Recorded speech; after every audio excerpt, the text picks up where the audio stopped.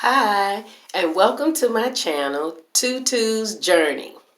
Well, if you are a friend of mine on Facebook, you'll find out that I was about to tell a story about you having your dreams and living your dreams out. They're very, very important. Some people have dreams that other people think they'll never reach, and then you have ones that really believe in you. Well, I want to tell you this story about how one of my dreams came true, and it was me being a fashion designer. I actually was allowed to tamper into that world. Well, this is story time, and I was a little girl, and I remember my grandmother, she would like always sew. So she was an actual seamstress, and she taught my mom a little bit of, how to sew, but my mom really didn't get into it, but she was a really neat seamstress, very neat. And you know how if you turn the garment on the inside, it's supposed to look just as good on the inside as it does on the outside. That's a good seamstress. Hint, hint, to let you know that. So my mother was excellent. She was very neat when she did her sewing. But my grandmother would actually have me sit down on the floor beside her while she sewed, and she would give me fabric and needle and thread. So I knew how to put the thread through the needle, and she would give me the fabric and some scissors, and I would cut up stuff, and I'm sure a lot of people can share this particular story with me because they did the same thing. But we'll get together and you'll make skirts, wrap the fabric around the Barbie doll, and then you'll stitch it up, and then you'll make a tank top or a headpiece for her hair. It started out like that. And I really, really liked it, and I found out I really enjoyed myself. Then, if you remember the Sears catalogs, the real thick, thick catalogs, my mother used to, when she was done with them, she would throw them away. But I'd be like, I want to use it. Because back in the time when I was a little girl, won't tell you my age yet, but paper dolls were in. And paper dolls were actually being sold at the store. You actually bought a paper doll made out of paper. And you take the clothes, they got little tabs on the side, and you take the clothes and you pin them around the paper doll. So what I thought was if I had a catalog, I could get paper dolls made out of real people. So I actually would take her catalog and cut the people out in the catalog and make paper dolls out of them. And then I would, this will look good with this. And I'll do a fall fashion show and try and put all the outfits together that, were fall outfits. Little did I know that it was creating a designer. I had no clue. All right, moving down the timeline. Let's see some other things that help me, because my point is sometimes you go through your journey in life, and the things that you actually do will help you become what you're trying to be in your dream, what you want it to be in your dream. The next thing was working at a factory called London Fog. So I needed to be able to sew with speed. You know what, y'all? Wait a minute. I jumped the gun. Before that, in high school, I took a class, a fashion design class.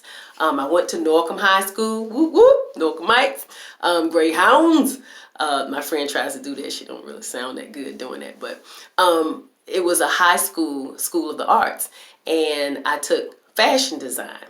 And I took it for 4 years, did fashion shows. I remember my teacher had us to take pictures of an ebony fashion show. She had the class take pictures, and you had to actually make, that was your final thing for your senior year. You had to make whatever picture you took by scratch. Unfortunately, I didn't get to go to that particular show, but I did see some pictures, and I picked some pictures from it, and I had to make it. So I had that experience, and then I went into working at London Fog. That was when I was like 20-some, early 20s. I worked at London Fog, and that is a coat factory. They make trench coats. If you ever ask an older person, what is London Fog? You may even have a London Fog coat based on what audience I'm talking to. They make the trench coats.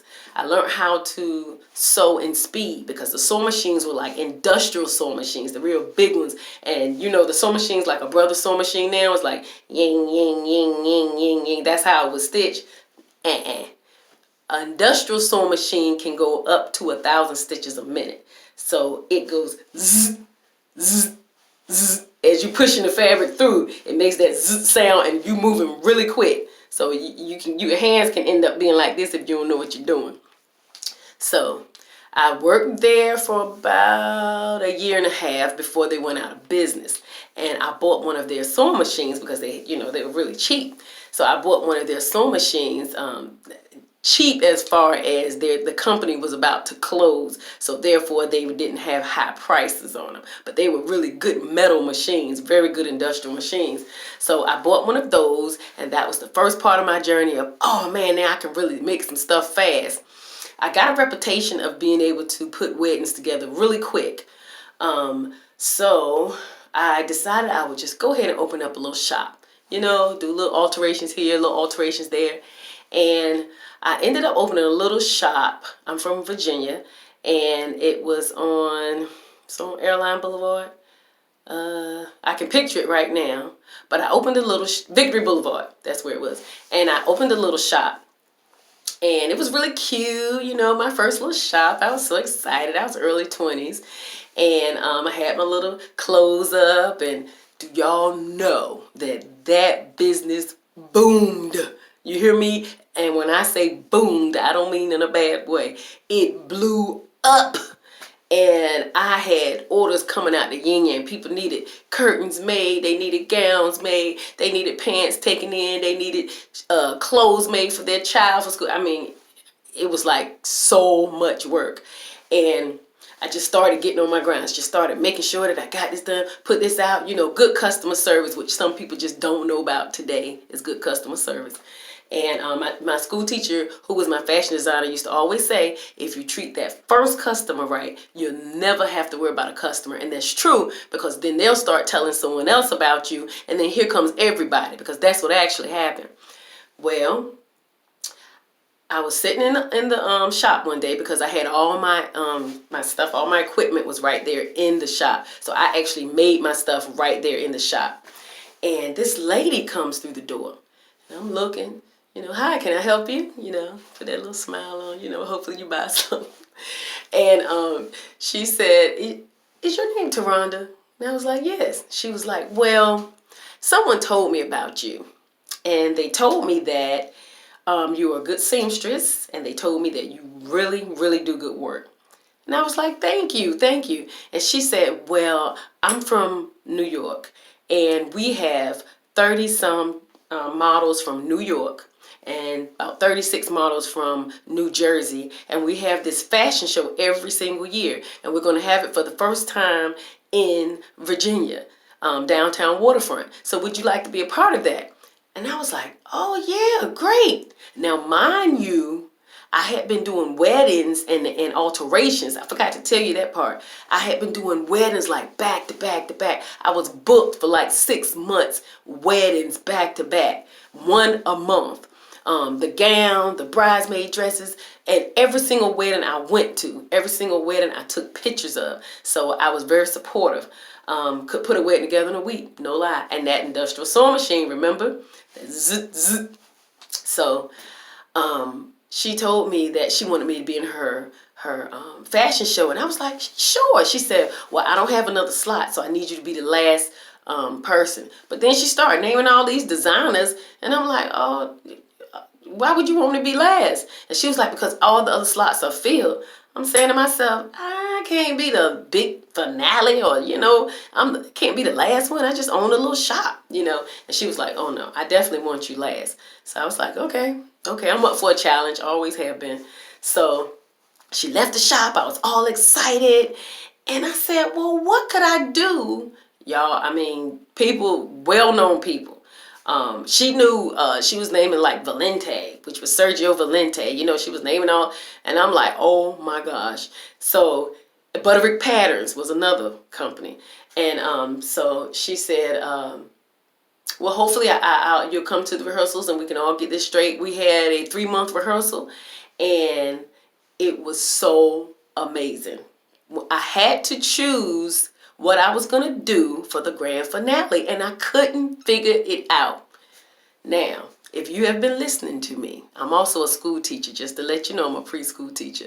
If you have been listening to me, you could tell me from what I've stated what you think that I actually chose for the grand finale. It's got to be something to blow it out the water, because mind you, we're at the water side. It's major. You know, the tickets are $25 a pop. It's all you can eat buffet food. It's going to be professional, and it's big. So what do you think? What do you think I chose to do as the grand finale? Think about what I've already talked about. This is part 1. Part 2 will tell you and reveal what I actually did. You're not gonna believe it, and then if you've been listening, you will believe it. Y'all just wait till I tell you what happened that night. All right, so I'm gonna cut it off there, and I will pick up my story tomorrow with part 2. Thank you so much for listening. Make sure you like, share, and hopefully I'll see you next time on part 2. Have a great day.